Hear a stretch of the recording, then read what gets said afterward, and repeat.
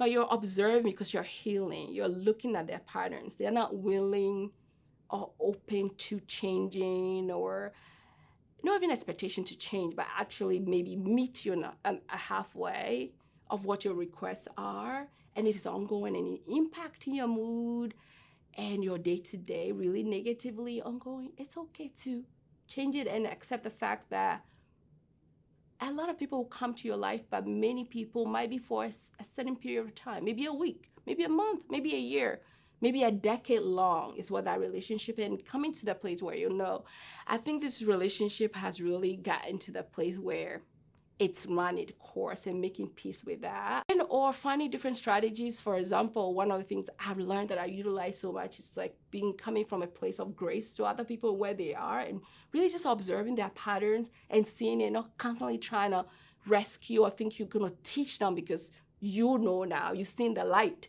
So you want them to see the light, but they don't want to see the light like in their own spaces. And you can get so frustrated, like, if you can just do it my way, then I'll be okay. That's codependency too. If they're okay, then you're okay. If they're not okay, then you're like feeling guilty because you're setting a boundary, right?